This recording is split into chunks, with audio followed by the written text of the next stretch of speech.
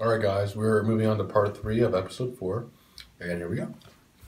Music news, yeah, actually have quite a few stories, small, but they stood out.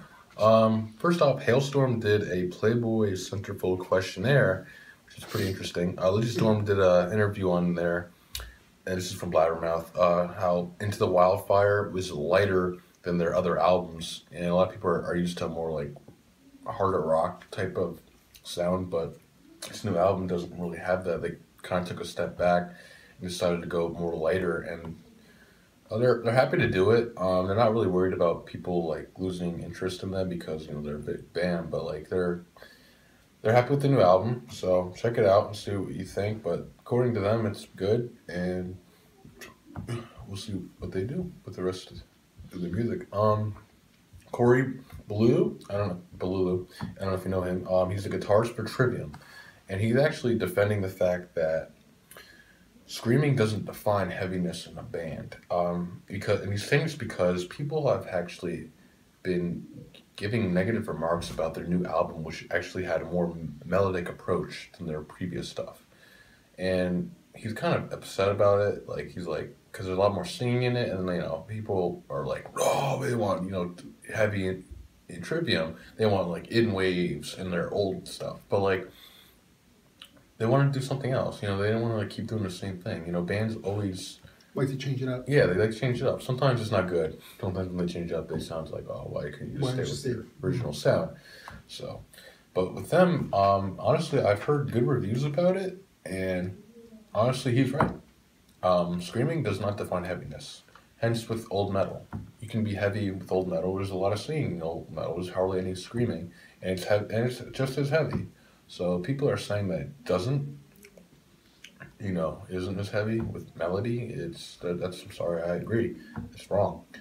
What else? Lamb of God, that's a fun fact for music. Randy Blythe, he performed with Gajora at the Santiago Gets Louder Festival for one of their songs. So it was pretty cool. Nice guest appearance by him. Lamb of God just came out with their album in the summer, their 8th album, Durmstrong, and it basically goes through Randy Blythe's Randy Blythe's journey in Czechoslovakia prison, because he was tried for murder in 2011 for pushing a fan off the stage for getting on there, but he didn't know what the guy was going to do, so it was a big commotion. He got arrested there. So jeez, I didn't know about that. Yeah, it was a few years ago. I was actually, when that happened, I was in San Francisco at the time. But he was in jail for a while, so they had to cancel a tour. They couldn't go to Knotfest, so he's doing good. Randy Blythe is doing better. Slipknot's Corey Taylor has actually stated that he has quite a few ideas for his next book. Yes, he's making another one, apparently. He's got a rough draft down already, so third one just came out this past summer. Like, he's a book man. Is this the same book you were talking about on the last episode with Donald Trump? Or No, that was the third book. He's making another book now. Oh my god. He just released. I think he's a book man. He's been releasing a lot, but I've heard they're really good. I really want to get a chance to like read them, but I heard they're like, first one's all about his life story, and the third one's a lot like, well, we don't really grind my gears about people. That's from Family Guy. Yeah. So excited for that. Good Corey Taylor. Actually, we do have some events. Sevenfold News. I haven't heard from them in a while, actually. So what's been happening with them is that new drummers have been petitioning to join their band, basically sending videos of how they do in their songs. Like, you're sending videos of playing Beats in the Harlot. A lot of drummers have been doing it, and they didn't want to really do it, but this is all from Blabbermouth. He said that they stated that they enjoy people, going to them, like approaching them to join the band, but they have a new drummer already, and that they've been working with him since before Aaron Leger left. If you didn't know, Aaron Leger, he left the band a few months ago.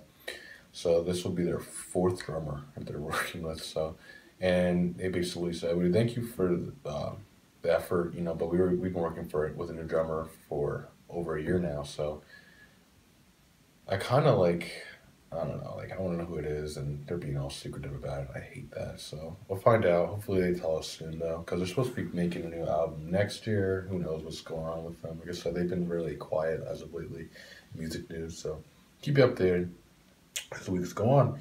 Iron Maiden, they have announced their U.S. tour, finally. So Bruce Dickinson is starting to live up. His polymerase is going away. Bad thing. Yeah, it's funny.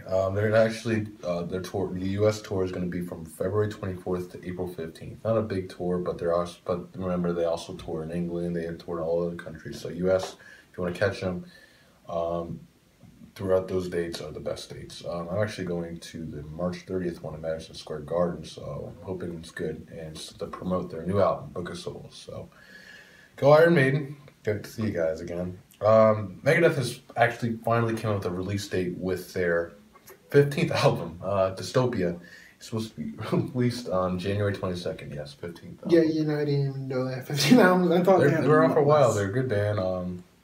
Dave Mustaine, if you didn't know, Dave Mustaine was a former guitarist for Metallica, but they kicked him out due to drugs, and he never actually performed on any of their albums, just their very early EPs. So, and then he founded Megadeth, and here we are. Part of the Big Four. So that's released next year, January 22nd. We're excited for that. And actually, speaking of Megadeth, Danny Ellefson, the bass player, actually went on Blabbermouth to state his top favorite bass players. Steve Harris, definitely one of his favorites. Steve Harris is one of mine as well. He is the bass player for Iron Maiden. He really stands out. He also said Geddy Lee from Rush was good. Bass player from Kiss was good. Yeah, Deep Purple, bunch of old bands. Even like Jimi Hendrix, even though Hendrix was a star of that. Led Zeppelin. Jimi Hendrix? Yeah, he was Jimi Hendrix was like a 3-man band. Yeah, well, but yeah. The bass was pretty good. He enjoys John Mayone, but John Mayone is the bass player for Dream Theater. Mm. But he basically said, like, his favorite and what he looks in bass, like, he likes bass players that really stand out. They make themselves sound really heard. And I like that too. Because bass really, some forms are actually harder to play than the guitar because they tend to just do like longer with the guitar. Guitar riffs, they tend to take breaks. With bass, it's like constant rhythm. So that's why sometimes bass is actually harder to play than guitar. What else do we got for you? Oh, Waylon Revis. I don't know if you know him. He actually quit Mushroom Head due to creative differences. So they're actually a band member right now, which sucks because he's been with them since the beginning, really. So I hope they find someone soon because I think they're supposed to be doing tour as well. In case you haven't know, Phil Rudd from AC/DC, he was actually tried for conspiracy to commit murder, and he lost his appeal for that. So we'll see what happens to him. So he's probably not going to be touring because he's doing one final world tour. I did miss it this week, so I'm probably never going to see them. So it stinks, but I don't think Phil Rudd will be playing any of that back half of the tour. So we'll see what happens. Because I think they're currently going to a new country, so I don't know if he's going to be there or not. He's with them right now, but like I said, he lost the appeal, so I don't know what's going to happen. He looks like he might be facing jail time, but we'll let you know as the weeks go on. Another interesting thing, back to Megadeth, they had actually just had a concert in Beijing, and it ended abruptly after an hour. An hour? Yes, it wasn't their fault, though. I was looking into it from Blabbermouth, and it said that China, I didn't even know this until I read it, China has restrictions on songs in their country. So, like, they're only allowed to play a certain number of songs, and if they're too vulgar, they don't allow them to play it. It's crazy. And it was funny, Metallica actually stated as well that they had the same problem. They were doing a tour in China, and they actually had to send them the song list, and then they took out the songs that they couldn't play. So they couldn't play Master of Puppets because it was deemed too dark. Jeez. And so, and that's what I mean, because like that's their tour. They can't, they practice that tour, those specific songs. So when you cut out those songs, you're cutting off maybe an hour. You're missing half the show because the Chinese government regulates it. That's really stupid. So it kind of sucks. The good thing though is that the Chinese fans, they understand this, but I'm pretty sure they're just as mad as anyone because Megadeth, honestly, they play at least an hour and a half, maybe 2 hours. So like the fact that they only played an hour is a very big letdown. So I'm never going to see a concert in Beijing. No, that's a one trip I'll never take. Yeah, I didn't know that. So, like, when I read it, I was surprised. Like, how can you stop a band from playing the songs that they want, all due to restrictions? Like, that's so stupid. Because people will go there to see the band, no matter vulgar or not. They know it's vulgar. They don't care. It's like going to a movie and not being able to see a movie because it's rated R. But yet you know it's rated R, and you're going to want to see it for that You're reason. of age, you understand, just because like China, that's ridiculous. But we'll see what happens. Maybe they'll change it later on in the future.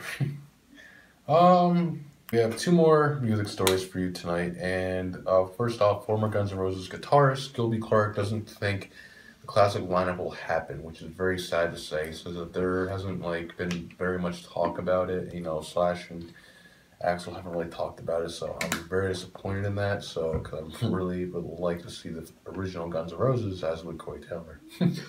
Remember that? He wants to go to every concert, and He's retired from his, but it's kind of let down. And Gilby, was the rhythm guitarist, so if he's saying that, I don't know if that's good. So keep our ears out. We can only hope for the best, and we're really hoping it does happen eventually.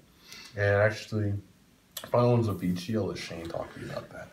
guys, all right, I know this is one of the topics we never really talk about, even though it is around the genre of techno and dance and whatever you else want to call it. A lot of rock nowadays, they actually incorporate that, so it is a part of what we talk about nowadays. But the new album out is called Stories by Avicii. The other album that was just out, actually 2 years ago, by him was True. This album does have a lot of songs that he originally had EPs into this, but he does have a few that are new. I definitely want you guys to check it out. I've listened to it for like 4 days now, and it just seems like a really, really good album. Have you checked it out yet?